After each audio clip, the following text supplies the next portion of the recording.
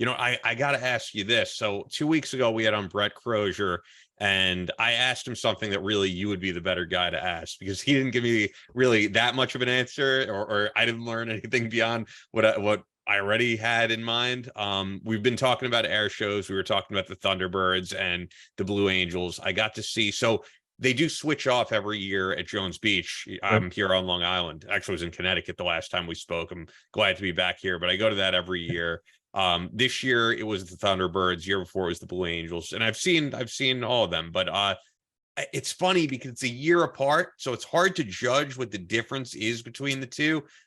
And when I had Brett Crozier on, it came up because he made a comment. He was like, "The Blue Angels are better. I'm a little bit more favorable because I'm Navy." And then I was asking him, like, "But what really is the difference?" Because to me, I'm just standing back and I'm so amazed with what both of these groups do that I really could not tell you the difference. And he kind of felt the same way. It was like, yeah, I don't really know either. They're both amazing. So what in particular do they do that's different?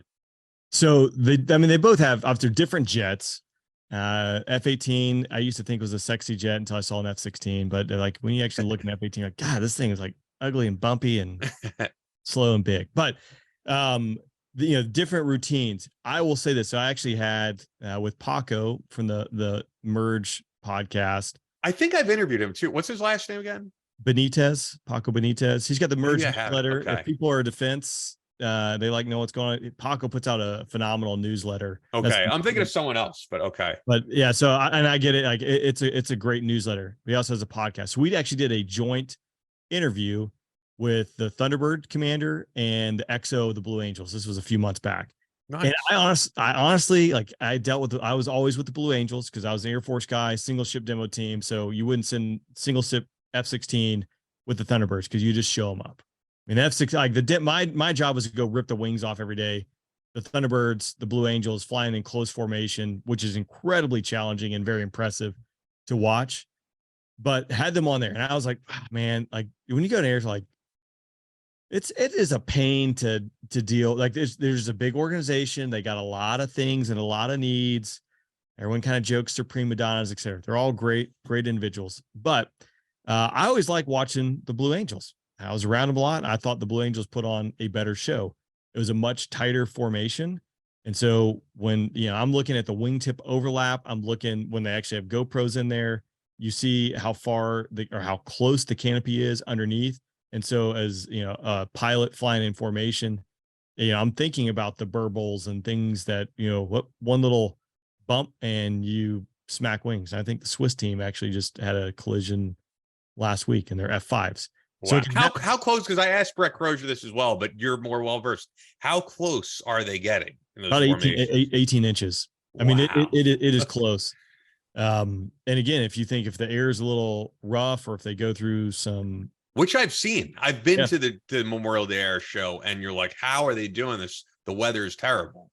So it is impressive from that regard. I will say, talking on this episode we did, I was kind of, man, I'm gonna get the rah, we're great, yada, yada. And Astro, who is a Thunderbird commander, phenomenal individual. He's a weapons school instructor, so think Top Gun, and then a test pilot. So a double patch is what we call it.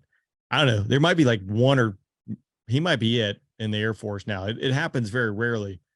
An incredibly smart individual, but he talked about how the Thunderbirds over the last decade or so or really 15 years, had just slipped. And he goes, there are pictures on Google that he's like, we're still trying to get rid of. And I think I shared it in one of the clips I put out there. But if you Google, like 2023 Thunderbirds and probably Google, I don't know, not fair. If you Google early 2000 Thunderbirds and their diamond pass and review, I think is their trademark one. I'm probably butchering that. He talks about it. I show it in there where you can see the differences between how close they are in formation. And when you see them flying now, and I have not seen in person, I've just seen the photos, they are in there. They're bringing it as close to what the Blue Angels are doing, which is, I think, what they needed. It's, F-16 is an impressive plane. The difference is like F-18. So they actually have a spring that they will put on when they go to taxi or take off, right for the takeoff, they snap it down to the bottom of the stick, right? The stick in F-16 sits between their legs. Viper It's a side stick. It moves 1/10 of an inch. So to command 9 Gs, it takes about 25 pounds of force. How much is 25 pounds of force? I have no idea. I'm just trying to rip the stick off the side. So with the Blue Angels, they put that spring, they attach it to the front, and it actually pulls forward. So they're always having to have backstick pressure. So if it was just neutral, that's when you can get into this bobble as you're doing these over the top maneuvers. But by always having to have this constant stick pressure, they can make those minor adjustments. The Thunderbirds, they actually will adjust the trim to be full nose down at certain points in certain positions in the formation to have that constant backstick pressure. So doing it, I've never done it. It sounds terrible, and it's incredibly challenging. But I think both of them put on. This is the political answer. They both put on phenomenal shows. If you'd asked me prior to this year, I was like, man, the Blue Angels definitely put on a much better show. I think the Thunderbirds, and Astor talks about it, they did the Salute to America tour, like COVID, where they would fly over all the hospitals. Yep. And they did a bunch of stuff together. And that's when he said that they kind of had the realization that they had slipped over the years and needed to make that course correction. So they've been making the course correction, bringing things in tighter, so to speak, than it has been in the past. But, I think the goal with anything, at least what I went out and do, is like, I tried to stay in front of the crowd, as much as humanly possible. And when you're going 500 knots and it's a 3,000-foot show line, you're having to rip the wings off to do it. When you're flying at 6 jets, it's tough to do that. I would say, I don't know if Disney helped the Thunderbirds. They might help the Thunderbirds and the Blue Angels kind of rework their show, because it was really long and drawn out. Like, for instance, I used to have like a 3-minute narration prior to taking off. And I listened to, I'm like, if I was in the crowd, I'd jab a pin in my eye. Like, we need to say certain things.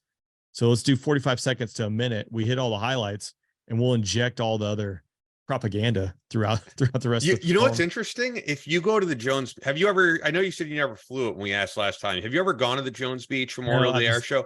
So there's an announcer who does the entire show, and then they bring on like the Air Force's guy to narrate the Thunderbirds, the Navy's. And I have to tell you, that particular guy, the guy who does Jones Beach every year, truthfully, is better than all of them.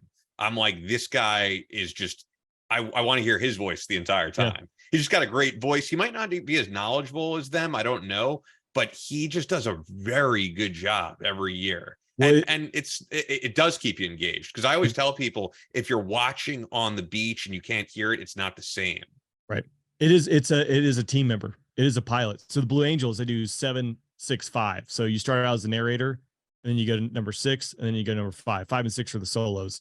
So Feed is one of my buddies I interviewed on the podcast. He runs all of our E3 aviation member experiences that we just brought him on to do that. But we actually, at Sun and Fun, we had him kind of narrate the Blue Angel performance. We give the little inside scoop. He is a phenomenal narrator. They spend a lot of time training. And this is a pilot. For the single ship demo teams, it's usually the lead maintainer that does it. I had my lead maintainer and my N2IC, my non-commissioned officer in charge. So my number 1 and 2 guys, my number 2 and 3 guys, if I was the number 1 guy, they would do the narration, which to me is really impressive, because their job is to turn wrenches and fix jets, not narrate. And you think, hey, we're going to throw you on the microphone in front of 4 million people. Don't sound like an idiot. And we do some training, but those guys did I thought, a phenomenal job. And the Blue Angels and Thunderbirds, that is an F-16 pilot, or that is an F-18 pilot. Yeah. That's doing that narration for their act. And this is the guy who does the entire show, and then kind of hands it over to that person. I'm trying to think. I know. And I think he's better. That's my honest opinion. Oh, so those guys, and they definitely have. So you probably have Rob Ryder does Jones Beach. Have you heard him? Because he's great, if that's the guy. So Rob, so let's can we Google it. Jones Beach narrator. I think that's Rob, the guy. He's an older guy. Yep. So Rob, great human being. If very announcery voice. Yeah. If anyone has seen Shawshank Redemption, he has a cameo in there. Oh, okay. I didn't know. Yeah, that. But Rob, and he has phenomenal. I'll say, me starting my podcast, a lot of these announcers, Matt Jolly is one of them, were very helpful with me getting set up, because again, I couldn't spell podcast. But I'm like, what gear do I need? Matt Jolly. I think Matt Jolly might do Jones Beats on occasion. But he lives near me. And so I went down. These guys have phenomenal studios. Like Matt's studio, I mean, it's set up like you can't hear it's like all noise dies when you walk in it. And Rob Ryder, Air Show announcer, I think his Facebook is where his big presence is. You go there and like he'll have pictures, like maybe he's doing something in the hotel room and he's got like a blanket over his computer and he's got his microphone going, and like these guys are dedicated to quality sound. Yeah. So it's interesting, and they know a ton. They know more about aviation than I do, for sure. You know what I like better about the Blue Angels? I just like that I hear that Van Halen Dream song. We go higher. I love hearing that. That makes it better for me. Yeah, it's a simple choice. It's a simple choice.